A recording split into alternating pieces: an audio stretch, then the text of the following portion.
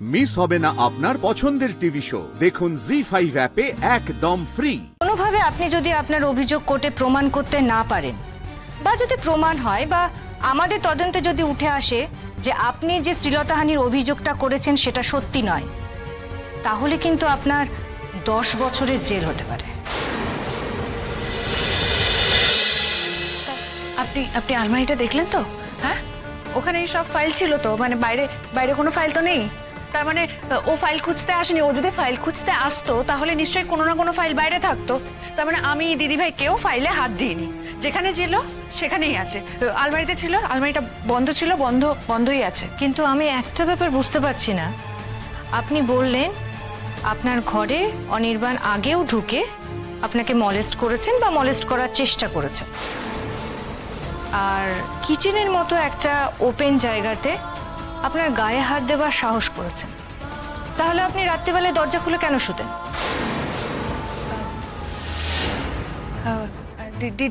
দিদিভাই আসলে, হ্যাঁ, সেটা আমি জানি যে আপনার দিদিভাইকে রাত্রে ঘুমের ওষুধ খেয়ে ঘুমোতে হয়, না হলে ওনার ঘুম হয় না।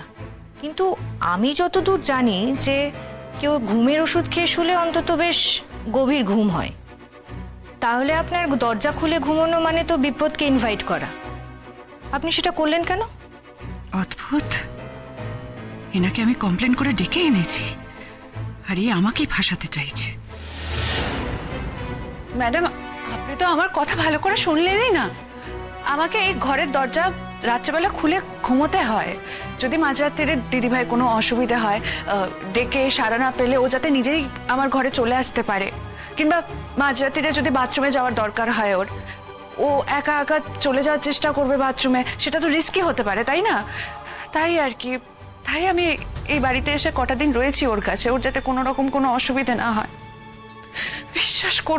বিশ্বাস করুন অফিসার, আমি কয়েকটা দিন শুধুমাত্র কোনো রকমে কাটিয়ে দেওয়ার চেষ্টা করছিলাম। তারপর নিজের বাড়ি চলে যেতে চাইছিলাম। আমি আর কিচ্ছু চাই না, এর মধ্যে চাই এই সব। কিন্তু রাতে ওনার দরকার পড়লে তো ওনার হাজবেন্ডকে বলবেন, এটাই তো স্বাভাবিক। আর ওনার হাজবেন্ড তো থাকেন ওনার সাথে। তাহলে আপনি দরজা খুলে কেন শুয়েছিলেন? আপনার কি মনে হচ্ছে, হ্যাঁ, আমি অনির্বাণদাকে নেমন্তন্ন করে এই ঘরের দরজা খুলে শুয়েছিলাম? আপনি শান্ত হন। আপনাকে আদালতে এরকম অনেক প্রশ্নের মুখোমুখি হতে হবে। এত তাড়াতাড়ি মেজাজ হারাতে হবে? কি করে শান্ত হব? আজকে আমার সাথে যা যা ঘটেছে, আমার উপর দিয়ে যা যা গেছে, এরপর মেজাজ হারানোটা আমার স্বাভাবিক নয়? নিশ্চয়ই, কিন্তু আপনাকেও প্রশ্ন করাটা আমার কাজ ম্যাডাম। বলুন, আর কিছু হয়েছে যেটা আপনি আমাদের বলতে ভুলে যাচ্ছেন? হ্যাঁ, অনির্বাণদা আমাকে ফোন করে ডাকছিল। তাই নাকি? কখন? ঘরে আসার ঠিক আগে। আচ্ছা, ডাকছিল মানে তো আপনি ফোনটা রিসিভ করেছিলেন? হ্যাঁ, আমি করেছিলাম রিসিভ ফোনটা। তারপর অনির্বাণদা নানান রকম নোংরা কথা বলতে শুরু করলো। তারপরেই আমার ঘরে ঢুকে আসেন উনি। আচ্ছা, আপনার ফোনের কল লিস্টটা একটু দেখতে পারি? হ্যাঁ, ফোন নিশ্চয়ই। এই যে ফোন। ও হ্যাঁ, এই যে।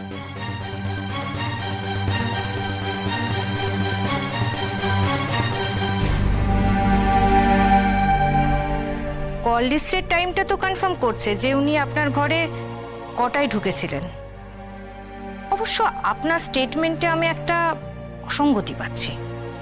আপনি প্রথমে বললেন যে আপনি ঘুমিয়েছিলেন, আর মিস্টার অনির্বাণ বাবু যখন আপনার গায়ে হাত দেন তখন আপনার ঘুম ভাঙে। কিন্তু আপনি যদি ঠিক তার আগেই ওনার কলটা রিসিভ করে থাকেন তাহলে তো আপনি জেগেছিলেন। Am I right? হ্যাঁ, আমি জেগে গেছিলাম। তারপর ঘুমের ঘরেই কলটা রিসিভ করেছিলাম। তারপরে আবার ঘুমিয়ে পড়ি আমি। তাও আপনি আপনার দিদির শরীরের কথা ভেবে দরজাটা বন্ধ করেননি, তাই তো? আর যদিও তার আগে মিস্টার অনির্বাণ সেন আপনাকে ফোনে নোংরা কথাটা বলেছিলেন, আপনি বুঝতে পারেননি যে উনি এ ঘরে ঢুকে আসতে পারেন? হ্যাঁ, আমি ভাবিনি এতটা সাহস করবে। কিন্তু আপনি তো বলছেন যে উনি আগেও দিনের বেলাতে এরকম সাহস দেখিয়েছেন। ওই যে আপনি চেঞ্জ করছিলেন আর উনি লুকিয়েছিলেন। হ্যাঁ, আসলে আমি ঘুমের ঘরে ছিলাম তো, আমি অতটা ভাবিনি। ওকে, কিছু পেলেন? ফরেনসিক ডাকার দরকার আছে? না ম্যাডাম, সেরকম কিছু চোখে পড়ছে না। আচ্ছা ঠিক আছে, আপনারা বাইরে গিয়ে ওয়েট করুন। আচ্ছা, অনির্বাণ বাবু আপনার কতটা ক্লোজ হয়েছিলেন? মানে আপনার মেডিকেল টেস্ট করার কি কোনো প্রয়োজন আছে? না তার কোনো প্রয়োজন নেই। বেশি ক্লোজ হওয়ার তো সুযোগ পাইনি। আমি তার আগেই চিৎকার করেছি, তারপর বললাম আপনাকে যা যা ঘটেছে সবই তো বললাম। আচ্ছা আচ্ছা, বেশ। আচ্ছা, অনির্বাণ বাবু আপনার খাটের ওপর এসে উঠেছিলেন, আপনার জামায় হাত দিয়েছিলেন, তারপর নিশ্চয়ই আপনার সঙ্গে একটা ধস্তাধস্তি হয়েছিল। আপনি খাট থেকে নামতে পারেননি, তাই তো? আচ্ছা, দরজা তখন কি খোলা ছিল? না, দরজা বন্ধ ছিল। নির্ঘাত অনির্বাণ তার দরজা বন্ধ করে দিয়েছিল ঘরে ঢুকে। আচ্ছা, আর বেরোবার সময় উনি দরজা খুলেই বেরিয়েছিলেন, তাই তো? হ্যাঁ, বেরোনোর সময় তো দিদিভাইয়ের সামনে পড়লো। ভাগ্যিস দিদিভাই সময় মতো এসে গেছিল, না হলে যে কি হতো। ওর জন্য আজকে বেঁচে গেছি আমি। তা কেন? আপনার দিদিভাই যে এসেছেন সেটা তো অনির্বাণ বাবু জানতেন না। যে লোকটা আপনার দিদিভাই জেগে থাকা অবস্থাতেই আপনার সঙ্গে এত কিছু করে, সে আপনার চিৎকারে পালাবে কেন? আপনার উপর জোর না খাটিয়ে? সে যখন বদমতলবে আপনার ঘরে ঢুকেছে, সে তো প্রিপেয়ার ছিলই যে আপনি ওনাকে আটকানোর চেষ্টা করবেন, চেঁচাবেন, আর সে আপনার উপর জোর খাটাবে। তাহলে পালালেন কেন উনি? সেটা আমি কি করে বলবো? যে পালিয়েছে তাকে গিয়ে জিজ্ঞেস করুন। হয়তো অনির্বাণ দা বুঝতে পেরে গেছিল যে দিদিভাই আসছে, তাই না, সেটাও নয়, কারণ মিসেস সেন নিঃশব্দে এসেছিলেন। আপনি কি বলতে চাইছেন বলুন তো? কি বলতে চাইছেন আপনি? হ্যাঁ, আপনার কথা শুনে তো মনে হচ্ছে আমি অনির্বাণ দাকে মলেস্ট করার চেষ্টা করেছিলাম আর অনির্বাণ দা নিজেকে বাঁচাচ্ছিল। অদ্ভুত, আপনি আমাকে বিশ্বাস করছেন না? সেটা তো বলিনি। আপনাকে প্রশ্ন করাটাও আমার কাজের মধ্যেই পড়ে। তাহলে অনির্বাণ দাকে গিয়ে প্রশ্ন কেন করছেন না? সেটা আপনার কাজের মধ্যে পড়ে না? নিশ্চয়ই করব ম্যাডাম, ডোন্ট ওয়ারি। আচ্ছা, আমাকে আর একটা কথা বলুন তো। একটু আগে বাইরের ঘরে আপনার ছোট বোন একটা কথা বলছিলেন, আবার কি করেছে মেজদি, আবার নিজের আসল চেহারা, এক্সেট্রা এক্সেট্রা। উনি কিছু একটা বলতে যাচ্ছিলেন। আচ্ছা, ওনার কেন মনে হলো বলুন তো যে আপনি কিছু করেছেন, অনির্বাণ বাবু না? স্রোত আমাকে পছন্দ করে না। কেন? সেটা আমি কি করে বলবো? সেটা আপনি জিজ্ঞেস করুন, আপনি ওকে জিজ্ঞেস করুন। আর শুনুন, আপনার জেরার উত্তর দিতে আমি বাধ্য নই। এক মিনিট ম্যাডাম, আমি আপনার স্টেটমেন্ট নিচ্ছি, আপনাকে জেরা করছি না।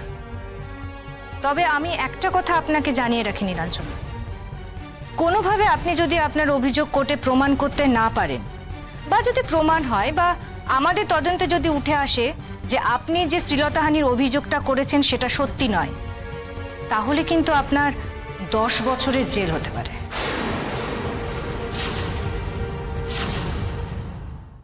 জি5 ডাউনলোড করুন আর সব এপিসোড দেখুন একদম ফ্রি।